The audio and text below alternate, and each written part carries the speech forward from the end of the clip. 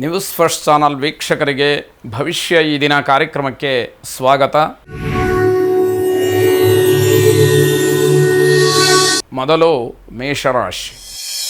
ಮೇಷರಾಶಿಯವರು ನೀವು ಅಂದುಕೊಂಡಂತಹ ಕೆಲಸಗಳು ಆಗಬೇಕು ಅನ್ನೋದಾದರೆ ಬಹಳ ವಿಧೇಯರಾಗಿ ವಿನಮ್ರರಾಗಿ ವರ್ತಿಸಬೇಕು.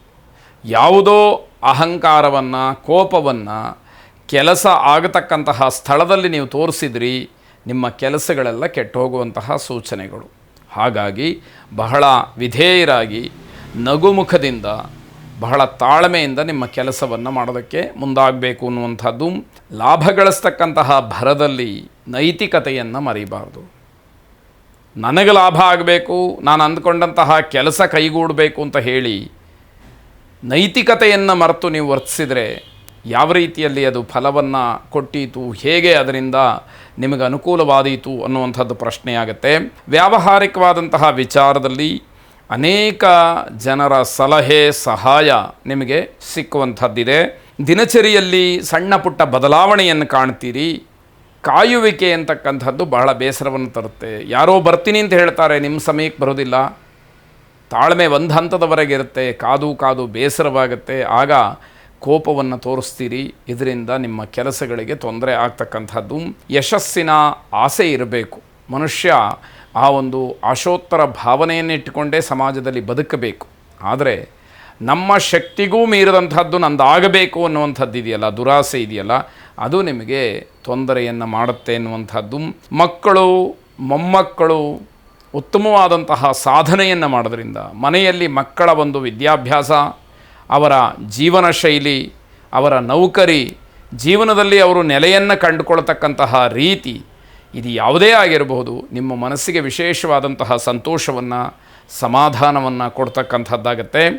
ಶ್ರೀರಾಮನನ್ನು ವಿಶೇಷವಾಗಿ ಪ್ರಾರ್ಥನೆ ಮಾಡಿ, ರಾಮಾಯ ರಾಮಭದ್ರಾಯ ರಾಮಚಂದ್ರಾಯ ವೇಧಸೆ ರಘುನಾಥಾಯ ನಾಥಾಯ ಸೀತಾಯ ಪತಯೇ ನಮಃ ಎಂಬುದಾಗಿ ನಿಮ್ಮ ಪ್ರಾರ್ಥನೆ ಇರಲಿ. ಶುಭವಾಗಿ. ವೃಷಭ ರಾಶಿ, ಮಕ್ಕಳ ಭವಿಷ್ಯದ ಬಗ್ಗೆ ಸ್ವಲ್ಪ ಚಿಂತೆ ಆಗತಕ್ಕಂತಹ ದಿವಸ. ಮುಂದೆ ಮಕ್ಕಳು ಏನು ಮಾಡ್ತಾರೆ, ಅವರ ಭವಿಷ್ಯ ಹೇಗೆ, ಅವರ ಕೆಲಸ ಹೇಗೆ, ಜೀವನ ಹೇಗೆ, ವ್ಯವಹಾರ ಹೇಗೆ, ವ್ಯಾಪಾರಾದಿಗಳನ್ನು ಪ್ರಾರಂಭ ಮಾಡಿದರೆ ಅವರ ಜೀವನ ಹೇಗೆ, ಇವೆಲ್ಲ ಆಲೋಚನೆಗಳು ಒಂದೇ ಸಾರಿ ನಿಮ್ಮ ಮನಸ್ಸಿನಲ್ಲಿ ಬರ್ತಕ್ಕಂಥದ್ದಾಗತ್ತೆ. ಬಂಧುಗಳಿಂದ ಅಲ್ಪ ಪ್ರೀತಿ, ಇದು ಮನಸ್ಸಿಗೆ ಬೇಸರವಾಗುತ್ತೆ. ನಾನು ಎಷ್ಟೊಂದು ಅವರಿಗೋಸ್ಕರ ಒದ್ದಾಡ್ತೀನಿ, ಅವರು ಬಂದಾಗ ಯಾವ ರೀತಿ ಪ್ರೀತಿ ವಿಶ್ವಾಸದಿಂದ ಕಾಣ್ತೀನಿ, ಅವರನ್ನು ಉಪಚರಿಸ್ತೀನಿ, ಗೌರವಿಸ್ತೀನಿ. ಆದರೆ ನನ್ನ ಬಗ್ಗೆ, ನನ್ನ ಕುಟುಂಬದ ಬಗ್ಗೆ ಅವರಿಗೆ ಸ್ವಲ್ಪವೂ ಅಭಿಮಾನ ಅನ್ನುವಂಥದ್ದು ಇಲ್ವಲ್ಲ ಅಂತ ಹೇಳಿ ನೀವು ಬೇಸರವನ್ನು ಮಾಡ್ಕೊಳ್ತೀರಿ.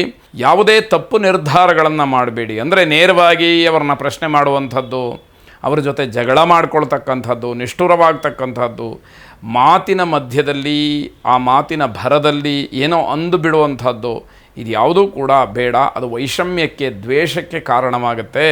ಹಾಗಾಗಿ ತಾಳ್ಮೆ ಅಂತಕ್ಕಂಥದ್ದು ಬಹಳ ಮುಖ್ಯ.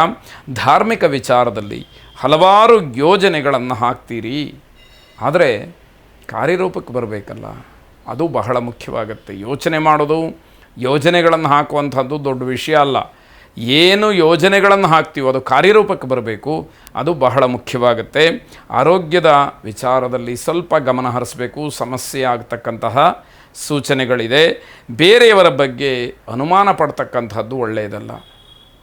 ಯಾಕೆ ಅಂತಂದರೆ, ನಾವು ಏನೇ ಅನುಮಾನ ಇದ್ದರೂ ಕೂಡ ಅದನ್ನು ಸರಿಯಾಗಿ ಪರಾಮರ್ಶೆ ಮಾಡಬೇಕು, ಸತ್ಯಾಂಶವನ್ನು ತಿಳಿಬೇಕು.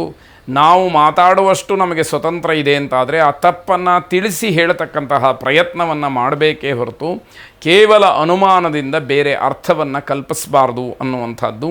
ಅಮೃತ ಮೃತ್ಯುಂಜಯನನ್ನು ಪ್ರಾರ್ಥನೆ ಮಾಡಿ. ಶುಭವಾಗಿ. ಮಿಥುನ ರಾಶಿ, ಪಿತ್ರಾರ್ಜಿತವಾದಂತಹ ಆಸ್ತಿಯ ವಿಚಾರದಲ್ಲಿ ಗಲಾಟೆ ಆಗುವಂತಹ ಸಾಧ್ಯತೆ. ಸಾಮಾನ್ಯವಾಗಿ ಮಾತಿಗೆ ಹೊಂದಾಣಿಕೆ ಆಗದಲೇ ಅಥವಾ ನಾನು ಹೇಳಿದ್ದನ್ನು ಯಾರೂ ಪರಿಗಣನೆ ಮಾಡಲಿಲ್ಲ ಅಂತಲಾಗಲಿ ಜಗಳವಾಗ್ತಕ್ಕಂತಹ ಸಾಧ್ಯತೆ ಹೆಚ್ಚಾಗಿದೆ.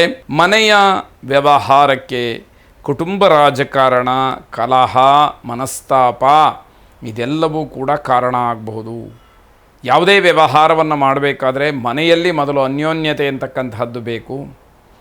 ಜೊತೆಗೆ ಒಬ್ಬರು ಹೇಳಿದ ಮಾತನ್ನು ಮತ್ತೊಬ್ಬರು ಅನುಮೋದಿಸ್ತಕ್ಕಂಥದ್ದು, ಅಥವಾ ಅದರಲ್ಲಿರ್ತಕ್ಕಂತಹ ತಪ್ಪನ್ನು ತೆಗೆದು ಸರಿ ಮಾಡ್ತಕ್ಕಂತಹ ಉತ್ತಮವಾದಂತಹ ಪ್ರಯತ್ನವೋ, ಅಥವಾ ಯಾರಿಗೂ ಬಾಧಕ ಆಗದೇ ಇರತಕ್ಕಂತಹ ಸಲಹೆಗಳನ್ನು ಕೊಡುವಂಥದ್ದು, ಇದು ಯಾವುದಾದ್ರೂ ಇರಬೇಕು. ಅದು ಯಾವುದೂ ಇಲ್ಲ, ಒಟ್ಟಾರೆ ನಾನು ಹೇಳಿದ್ದನ್ನು ಕೇಳಲಿಲ್ಲ ಅನ್ನುವಂಥದ್ದಕ್ಕೆ ತಿರಸ್ಕಾರ ಮಾಡೋದಿದೆಯಲ್ಲ, ಅದು ಬೇರೆಯವರಿಗೆ ತೊಂದರೆ ಆಗುತ್ತೆ ಅನ್ನುವಂಥದ್ದು. ಸ್ವಂತ ನಿರ್ಧಾರ ಅನ್ನುವಂಥದ್ದು ಬಹಳ ಒಳ್ಳೆಯದು. ಆದರೆ ಬೇರೆಯವರನ್ನ ಅನುಸರಿಸುವಂತಹ ಕೆಲವು ಕೆಲಸಗಳನ್ನು ಮಾಡಿ, ಆದರೆ ಅಲ್ಲೆಲ್ಲೂ ಕುತಂತ್ರ ಅಂತಕ್ಕಂಥದ್ದು ಖಂಡಿತವಾಗಿ ಬೇಡ ಅಂತ ಅರ್ಥ.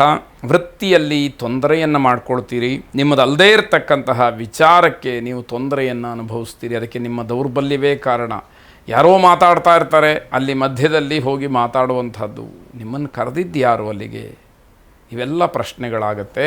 ಅದರಿಂದ ನಿಮ್ಮದಲ್ಲದೇ ಇರತಕ್ಕಂತಹ ವಿಚಾರಗಳೇನಿದೆ ಅಲ್ಲಿ ನೀವು ತಲೆಯನ್ನು ಹಾಕಬೇಡಿ. ಮೂಗು ತೋರಿಸಿದರೆ ಅವಮಾನವಾಗತ್ತೆ ಅನ್ನುವಂಥದ್ದು ನಿಮ್ಮ ಗಮನದಲ್ಲಿರಲಿ. ಮಹಾ ಕಾಳಿ ಸ್ವರೂಪಿಣಿಯಾದಂತಹ ದೇವಿಯನ್ನು ವಿಶೇಷವಾಗಿ ಪ್ರಾರ್ಥನೆ ಮಾಡಿ. ಶುಭವಾಗಿ. ಕರ್ಕಾಟಕ ರಾಶಿ, ಹಳೆಯ ಚಿಂತೆಗಳನ್ನು ಮರೆತರೆ ಸ್ವಲ್ಪ ಅನುಕೂಲವಾಗುತ್ತೆ. ಹಿಂದೆ ಯಾವುದೋ ಘಟನೆ ನಡೆದಿದೆ, ಅದನ್ನು ದಾಟಿ ಬಂದಿದ್ದೀರಿ, ಹಿಂದೆ ಹಲವಾರು ಕಷ್ಟಗಳನ್ನು, ನೋವನ್ನು ಅನುಭವಿಸಿದ್ದೀರಿ. ಇವತ್ತು ಭಗವಂತನ ಅನುಗ್ರಹದಿಂದ ಯಾವುದೋ ಒಂದು ನೆಮ್ಮದಿಯ ಜೀವನ ಇದೆ ಅಂತಾದರೆ, ಇಂತಹ ಸಂದರ್ಭದಲ್ಲೂ ಕೂಡ ಹಳೆಯದನ್ನು ನಾನು ಜ್ಞಾಪಿಸ್ಕೊಳ್ತೀನಿ ಅಂತ ಹೇಳಿದರೆ ಅದರಿಂದ ಮತ್ತೆ ನಿಮಗೆ ಸಮಸ್ಯೆಗಳು ಆಗ್ತಕ್ಕಂಥದ್ದಾಗತ್ತೆ. ಸಾಲದ ವಿಚಾರಕ್ಕೆ ಸಿಗಹಾಕ್ಕೊಳ್ಳುವಂತಹ ಸಾಧ್ಯತೆಗಳು, ಸೂಚನೆಗಳು ಹೆಚ್ಚಾಗಿ ಕಾಣ್ತಾ ಇದೆ.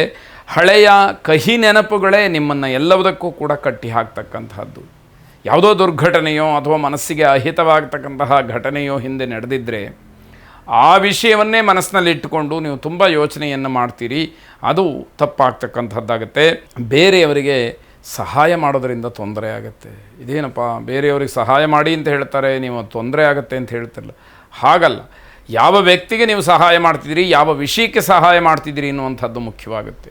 ಯೋಗ್ಯವಾದ ಕೆಲಸಕ್ಕೆ, ಯೋಗ್ಯವಾದಂತಹ ವ್ಯಕ್ತಿಗೆ, ಅಗತ್ಯ ಇರತಕ್ಕಂತಹ ವ್ಯಕ್ತಿಗೆ, ಪ್ರಾಮಾಣಿಕವಾಗಿರ್ತಕ್ಕಂತಹ ವ್ಯಕ್ತಿಗೆ ನೀವು ಸಹಾಯ ಮಾಡಿ, ಅದು ಬಹಳ ಒಳ್ಳೆಯದು.